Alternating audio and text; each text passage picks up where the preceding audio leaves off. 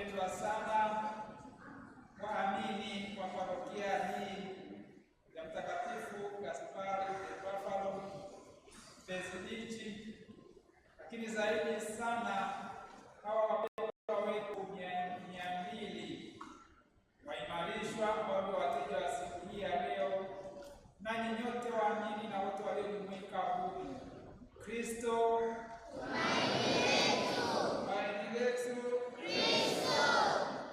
basi, ndugu zangu, tunamshukuru Mwenyezi Mungu kwa namna ya pekee leo hii tunapoadhimisha Dominika ya Kupaa Bwana wetu Yesu Kristo, na hapo hapo sakramenti ya kipaimara kwa hawa waamini 200 kama baba paroko alivyotambulisha. Kwetu ni kama tunaanza kuionja Pentekoste. Ndio maana baba paroko alimwambia sista, ile ni shumaa tunayoiwasha siku baada ya siku kwenye novena, leo iwashwe yote. Hapo naona kuna miwili imekataa, lakini kuonyesha kwamba leo hii tunaanza kuonja ile hamu ya Pentekoste.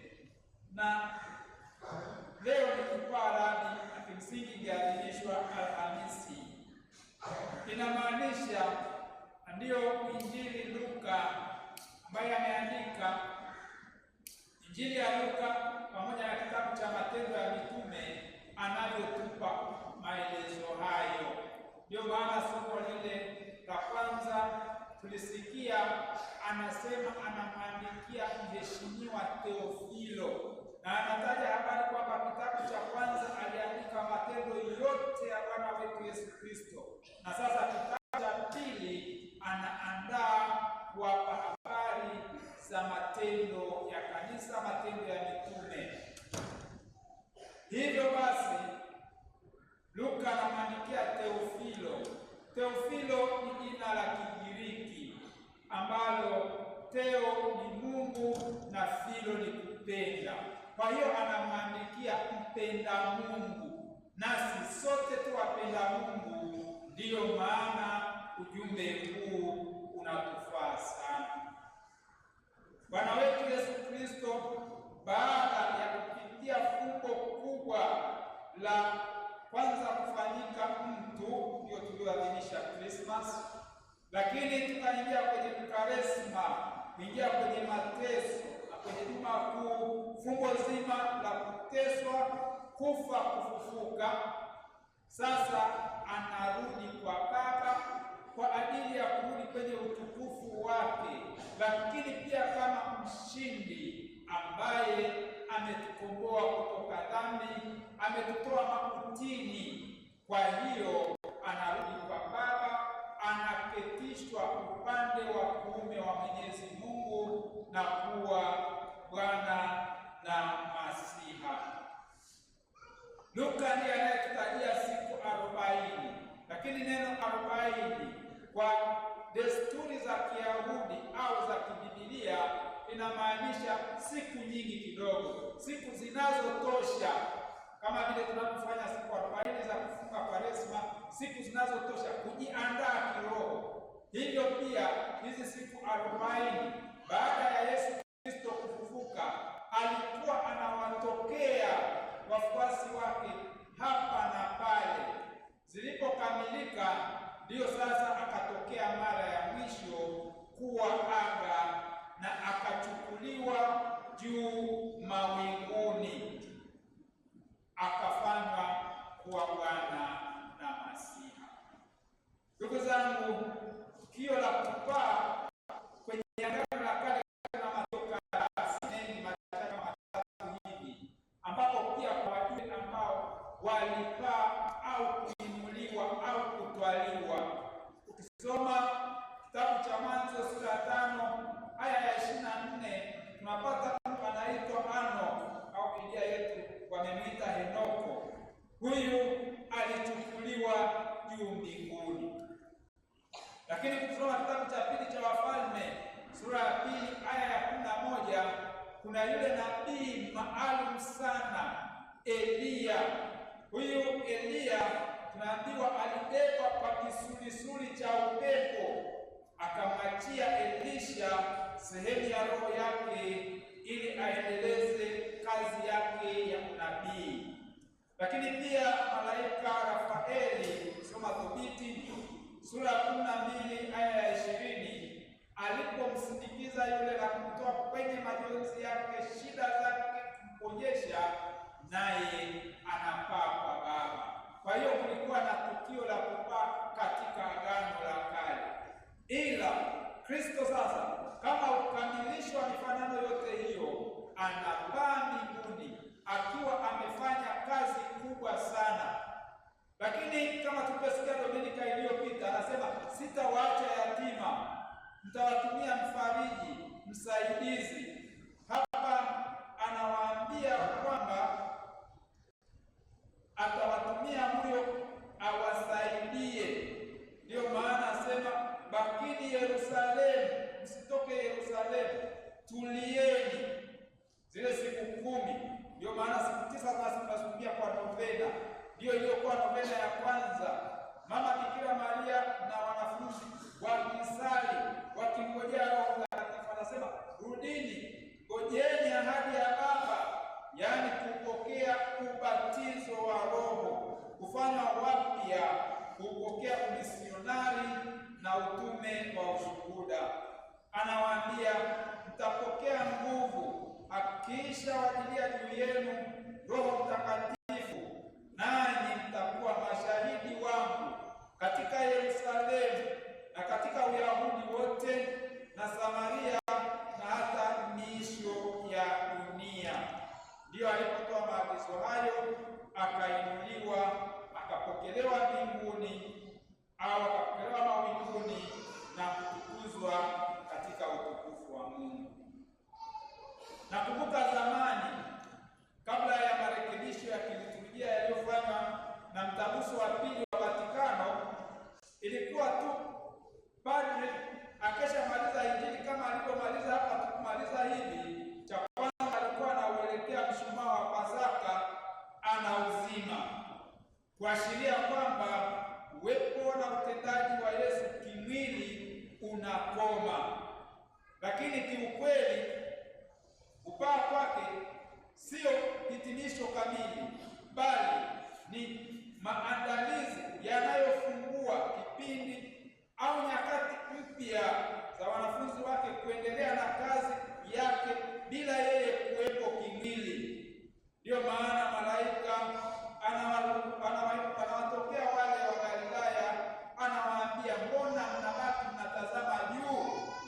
Anawaambia wasibaki tu kuzubaa kutazama juu mawinguni, bali wajiandae kwanza kazi hiyo ya ushuhuda, maana alivyopanda alivyopaa ndivyo atakapokuja. Na kwa hiyo inafungua kipindi cha utendaji wa kanisa, ambapo Luka sasa anapoandika kitabu chake anakiita Matendo ya Mitume. Kazi ya mitume ni kazi ya kanisa, lakini ukisoma sana staili ya Luka, kila neno, kila tendo linaongozwa na Roho Mtakatifu. Hivyo nguvu endeshi ya kanisa ambalo Kristo ameliacha duniani liendelee, nguvu endeshi ni Roho Mtakatifu. Kupaa Bwana si kuondoka kabisa, bali ni mwanzo wa kipindi cha kanisa, kipindi cha umisionari chini ya maongozi ya Roho Mtakatifu. Ni wakati wa kuwa mashahidi hadi miisho ya dunia. Ni kipindi cha utendaji wa mitume daima wakiongozwa na Roho Mtakatifu. Ila kabla ya hapo watulie, wasali, wajiandae kupokea Roho Mtakatifu, nguvu endeshi ya kanisa. Na ndiyo maana mshumaa wa Pasaka sasa hivi hauzimwi kwenye sikukuu au sherehe ya kupaa Bwana, bali unabaki na unawaka hadi Pentekoste. Na hata Pentekoste baada ya hapo kweli hauweki tena eneo la madhabahuni, ila bado unaweza kutumika na unapaswa kutumika kwa matukio muhimu kama vile ubatizo. Kufanyika ubatizo, mshumaa wa Pasaka unawashwa na mwanga ule wanaopewa wabatizwa unawashwa kutoka mwanga wa Pasaka, au pia wakati wa mazishi, tumaini la ufufuko na matukio mengine hayo. Ndugu zangu, Roho ambaye hapo mwanzo Mungu alipoumba mbingu na dunia, tunaambiwa alitanda juu ya maji. Huyo ndiye atakayeshukia tena wafuasi ili kuzindua rasmi kipindi cha utume wa kanisa, kipindi cha uumbaji wa kanisa. Ndiyo maana mtaona Dominika inayofuata ya Pentekoste tunaita pia ni birthday ya kanisa, ili mitume wakijaa nguvu ya Roho Mtakatifu wawe nguzo ya kipindi cha kanisa, mashahidi wa mambo hayo. Kwenye Injili kadiri ya Mathayo tuliposikia, maana ni mwaka A, Kristo mfufuka anawatuma wanafunzi wake kwenda kuwafanya mataifa yote kuwa wanafunzi wake, akiwaahidi kubaki pamoja nao hadi utimilifu wa dahari, hadi mwisho wa nyakati. Tunaambiwa akawaambia, enendeni mkawafanye mataifa yote kuwa wanafunzi wangu. Na huu, ndugu zangu, ndiyo moyo au mtima wa kanisa. Maana kanisa si kanisa kama si la kimisionari. Kanisa si kanisa kama haliwezi kuinjilisha, na kama karama hizo zisingekuwepo, hili kanisa aliloliacha Bwana wetu Yesu Kristo liketokea tu kama kadhehebu au kasekti fulani pale Yerusalemu na kangekufa. Lakini umisionari ndiyo uliofungua milango siku ya Pentekoste, woga ukaisha, wakaingia kwenye mabarabara, wakaanza kuhubiri. Baada ya Stefano kuteswa, wakaondoka Yerusalemu kwenda sehemu nyingine, wakahubiri neno. Hadi sasa milenia kadhaa baadaye, neno hilo limefika kwetu, tunaliishi, na leo tuna sehemu ya matunda ya kazi hiyo, vijana wetu 200 wanaoimarishwa. Nisema ni moyo wa kanisa hiyo, great mission, yani agizo kuu la kimisionari analolitoa Kristo. Kadhalika kwa sakramenti takatifu, hasa ya ubatizo na kipaimara, nasi sote tunatumwa ili kufundisha neno la Mungu kwa wote, wafanya wanafunzi wa Yesu na kuwabatiza katika jina la Utatu Mtakatifu. Siku hizi kumeibuka mambo ya watu wakiulizwa, watu wanasema majina yangu mnaitwa nini na nini, lakini kwenye Utatu Mtakatifu hatutumii neno majina. Katekisimu inaonya kabisa ni jina, ni moja tu, Baba, Mwana na Roho Mtakatifu. Inasema majina ni mambo yaliyotoka Kenya, sasa yameleta kasoro katika Kiswahili chetu. Ndugu zangu, sakramenti na waimarishwa nyewe waimarishwa. Najua tataja kwa pamoja, maana na hakika mnajua. Kama hamjui basi ni mahali. Sakramenti ziko ngapi? 7. Hebu zitajeni. Ubatizo, kipaimara, ekaristi takatifu, kitubio, mpako mtakatifu, daraja takatifu ya upadre, ndoa. Safi, mmepata vizuri sana. Sasa tuanze na sakramenti zile 3 za kwanza. Ubatizo, alafu nafuata kipaimara, alafu ekaristi takatifu. Hizo 3 zinangamanika kabisa, zinategemeana, na ndizo zinamuingiza Mkristo katika ukamilifu wa jamii ya waamini. Siku moja parokia fulani, sitaitaja, nilipoenda parokia zenye vigango, kwa hiyo walimu wanaofundisha makatekista kule, kila kigango kina mkatekista wake. Siku hiyo kukatokea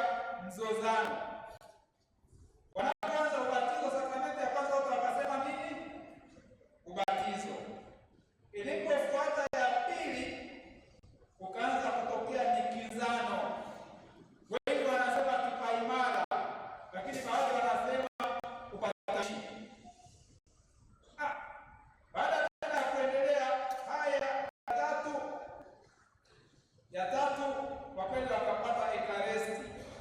Ya nne wakakizana tena, wengine wanaposema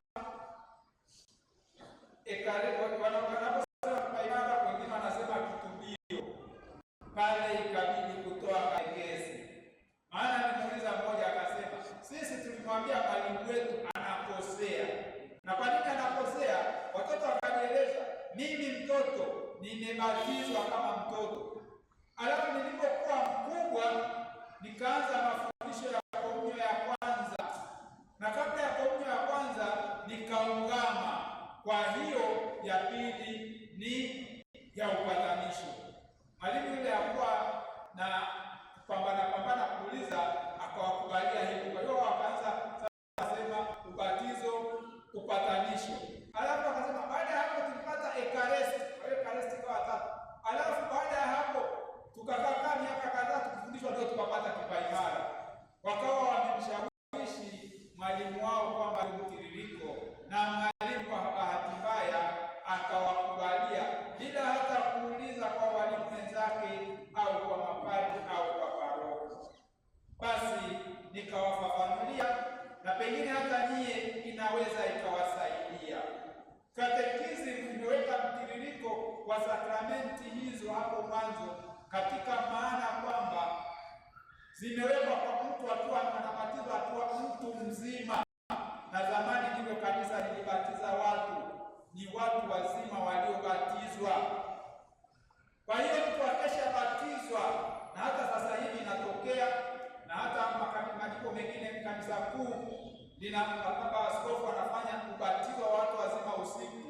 Ule usiku wakiwa wameandaliwa vizuri, wanabatizwa.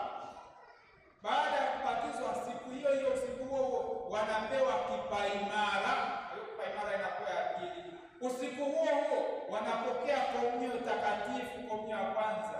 Kwa hiyo huo ndio mtiririko unaotumika ubatizo wa watu wazima, kwamba wanaweza akabatizwa, akapewa kipaimara, akapata ekaristi. Sasa akishatenda dhambi ndipo anaenda kuungama, ndiyo inakuwa ya nne. Hilo tulishike, litatusaidia. Sasa sakramenti hizo tatu zinashikamana, zinafanya mtu Mkristo.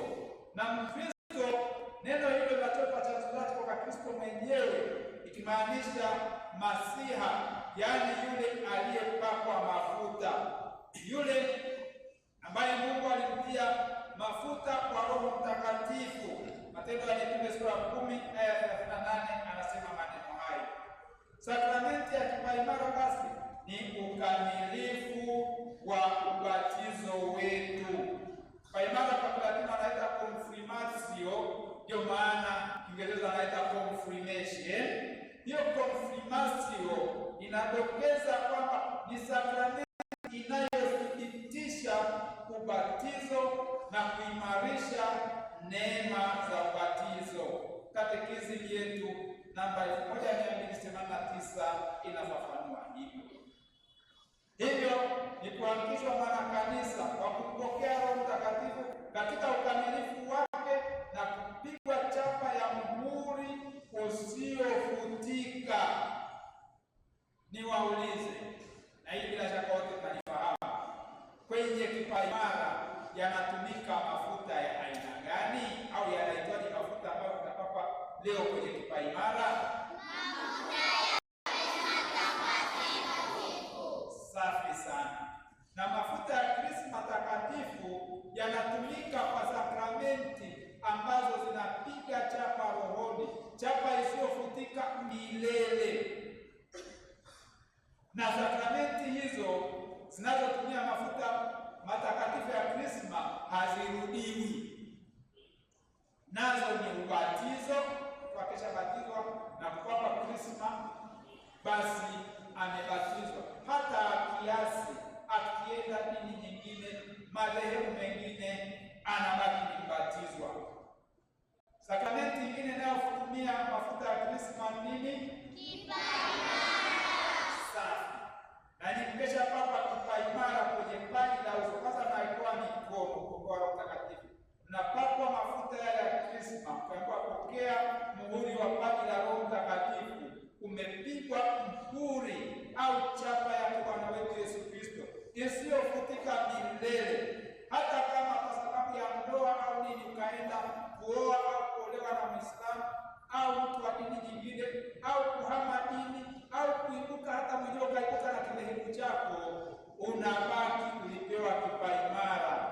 Sakramenti haifutiki. Sakramenti nyingine inayotumia Krisma takatifu ni sakramenti gani? Safi, mko vizuri. Daraja takatifu, Baba Askofu anampaka padri mafuta kwenye viganja vyake kwa mbele. Akishapakwa mafuta hayo, yaani ametoa ubadilisho na kupakwa mafuta hayo, yeye ni kuhani milele kadiri ya sheria ya Melkisedeki. Hata akileta kurukushani au nini, akaambiwa asiadhimishe matakatifu, au hata akaambiwa ameachishwa upadre au ametolewa upadre, lakini upadre ule unabakia milele. Ikidhamu tu anaweza kukatazwa kuutumia upadre wake. Na ndiyo maana padre akiugua, padre mwingine anapoenda kumpaka mafuta ya wagonjwa hampaki huku mbele kwenye viganja, kwa sababu alishapakwa Krisma. Yeye anapakwa huku mgongoni, huku kwa nyuma, tofauti na waamini wengine, maana alipakwa Krisma. Hizo ndizo Krisma, kazi yake ni kuweka wakfu, kumtenga mtu au kitu kwa ajili ya kazi ya Mungu. Ndiyo maana makanisa yanayowekwa wakfu, ambayo yanawekwa mara nyingi vile msalaba, naona pia kwenu viko, si ndio? Naviona vile sehemu za kuweka mishumaa, vile ni ishara kwamba kanisa hili limewekwa wakfu. Na kanisa linalowekwa wakfu sio kikanisa cha teremka tukaze chenye jifa na nini. Lazima askofu aridhike kwamba kanisa liko vizuri, maana likiwekwa wakfu litatumika kanisa milele. Wewe siku nyingine tuseme tugeuze, tujenge lingine, tufanye ukumbi wa starehe. Likishawekwa wakfu, limewekwa wakfu kwa Bwana na kwa milele yote. Ndio maana askofu mpaka akubali kuweka wakfu, anakuwa ameridhika kwamba lina viwango. Altare kama hii ya jiwe, altare inawekwa wakfu, altare ambayo pia imejengwa ni altare imara. Siku ya kuwekwa wakfu, wale waliokuwepo au walioshiriki siku hiyo, kuna mwanga Krisma kwenye altare hiyo, kunawekwa ubani na moto unawashwa, kunawaka moto, watu wanaimba litani ya takatifu ya watakatifu wote. Altare imewekwa wakfu kwa milele. Hatuwezi kusema sasa siku moja hii altare hatuipendi tugeuze hiyo puli ya kuchezea mchezo au kulia chakula, itakuwa ni kufuru. Hasa hivyo vitu vyote vikishawekwa wakfu kwa kutumika mafuta ya Krisma, ni kwa ajili ya mambo matakatifu, mambo ya Mungu. Ndiyo maana sasa na ninyi mnawekwa wakfu leo kuwa kwa ajili ya Bwana, utukufu wa Bwana.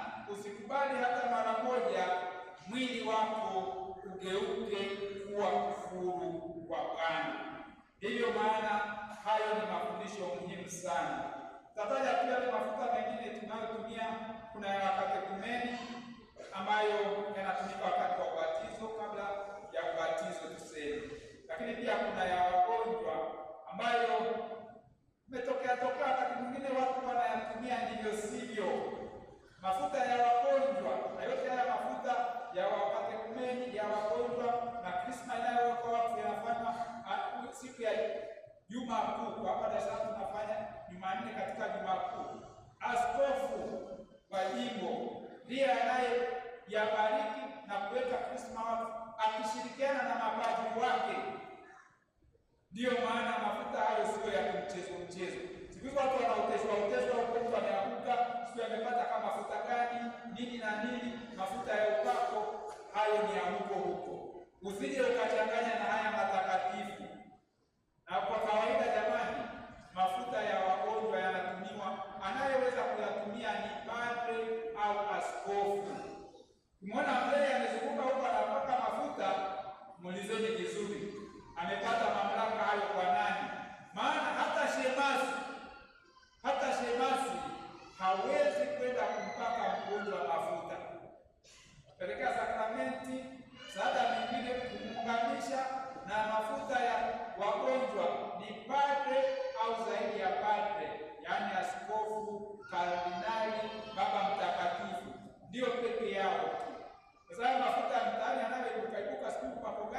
vingine vimewekwa kwenye vichupa, watu wanagawiana kuchanganya kama ugoro, vibaki huko huko.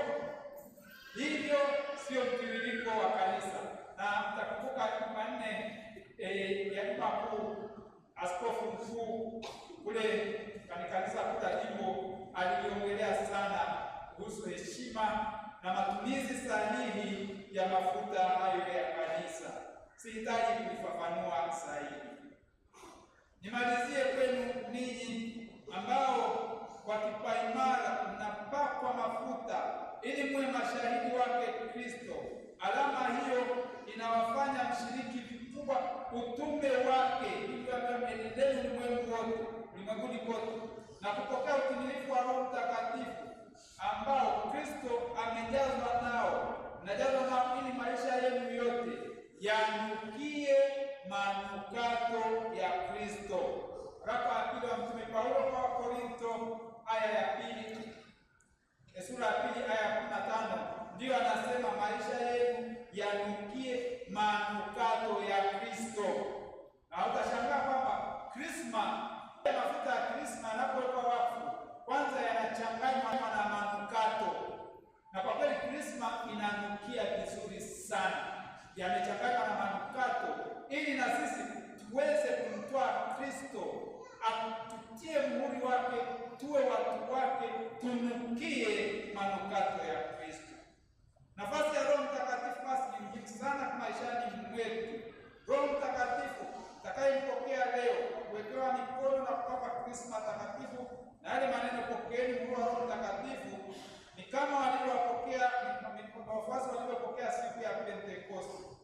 Yeye anawafanya mwe mashahidi wa ujumbe wa Mungu mnaopokea, ili dunia ijawe na kumjua Bwana, yaani tekelezo lile la enendeni ulimwenguni mote mkaifanye hiyo kazi ya Bwana. Kujiweka chini ya Roho Mtakatifu ndiyo siri ya utakatifu na furaha. Roho ndiye kitivo na moyo wa muunganiko wetu na Mungu. Tuzame katika maongozi yake ili Roho Mtakatifu huyo atufanye wajumbe wa Injili ya Kristo, tuweze kutangaza wokovu wa Mungu kwa maisha yetu, yaani maneno na matendo yetu. Kwa hilo ni angalizio moja. Siku hizi kama mnavyoona, kumeibuka si dini tu mbalimbali, madhehebu yanaibuka kama uyoga, ni sex inaitwa kwa Kiingereza. Sasa hizo zinababaisha watu wengi na wanaanza kimjanja ujanja. Mwanzoni wananenelea matakatifu ya kanisa Katoliki, baadaye wanayachukua, wakishakuwa wanawadanganya watu, wanaanza kutekeleza yao.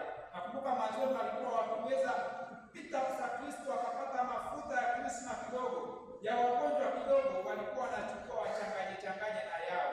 Hasa walipokuwa wanaombea wagonjwa na kutumia mafuta hayo, watu wakaanza kupumbazishwa akili. Ni kweli yanaponya, wanatumia na nguvu zao nyingine namna hiyo. Sasa wameshatoa habari, ukisikia kukanyaga mafuta na nini, naelewa ni matukio ya kiajabu. Sasa hivi tumeanza kwa kitu kingine, nikaona tu kwenye hivi vikilipu na mambo ya akili mnemba sijui nini, wakati mwingine hatuna hakika kwamba vyote ndivyo vilivyo, lakini yasemayo yaje, inawezekana. Sasa kuna hatari. Nishaona mchungaji mmoja ambaye kimsingi hawavai wala nguo za misa, lakini kuna klipu anaonekana sasa anajaribu kuadhimisha misa kwa kufanya mageuzi. Kwa hiyo namwona ana consecrate, yaani anakuweka wakfu mkate, hostia. Baadaye unamwona kwenye kusanyiko la wale watu anapita nayo anawagusagusa watu. Hiyo kitu kitaalamu inaitwa simulated idolatry. Simulated kutoka na neno simulare ni kukopi, ni namna ya imitation of genuine, ni kutengeneza fake. Anaanza misa fake.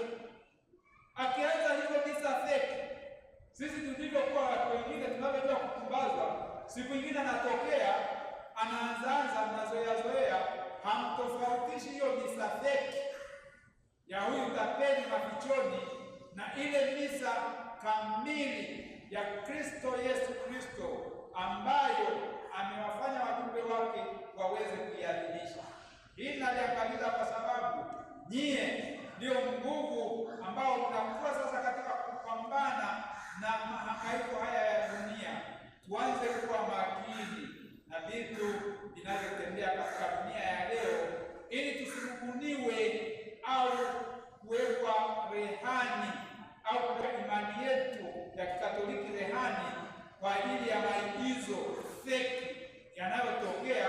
Lakini najua vitu feki vinafungwa vizuri sana. Ukienda kununua spare hiyo feki, parking yake inaweza kuwa bora sana kuliko genuine. Sasa hivi vitu feki wakati mwingine vinavutia na waangalizisha sana, msije mkavutia hayo. Mwisho nimalizie kwa kusema, utakumbuka Jumamosi ile ya tarehe 9 Mei 2026 kule Pugu, kituo cha hija, Baba Askofu Mkuu alizindua jubilei. Unajua ni jubilei gani ilizinduliwa? Ya miaka mingapi? Miaka 75 ya jimbo kuu la Dar es Salaam. Siku hiyo walitangaza kauli mbiu ya jubilei hiyo kwamba itakuwa kufanywe upya na Roho Mtakatifu. Hebu tuseme maneno hayo. Basi tunapoingia kwenye jubilei hii ambayo ninyi mnaimarishwa tayari katika maandalizi hayo, kwa hiyo mtakuwa ndio wateja imara wa kuitetea jubilei hiyo. Tunawaombea uimara, ili kama tulivyoshuhudia mashuhuda wengi sana waliotangulia kuleta imani, kuilinda, kuitetea hadi sasa hivi, sasa iwe ni zamu yetu sisi kumpokea Roho Mtakatifu leo hii, wanze kuwa Pentekoste mpya ndani yenu, awajalie upya wa maisha kwa njia ya mapaji ya Roho Mtakatifu. Nimalizie kwa mausia ya Mtakatifu Ambrosi, askofu wa Milani katika karne ya 4. Alikuwa na wahusia waimarishwa wake hivi: kumbuka kwamba umepokea muhuri wa kiroho, roho wa hekima na akili, roho wa shauri na nguvu, roho wa elimu na ibada, roho wa uchaji mtakatifu, na ukilinde kile ambacho umekipokea. Mungu Baba amekutia alama na amejaza amana yake roho moyoni mwako, nanyi mwipokee amana hiyo iwafae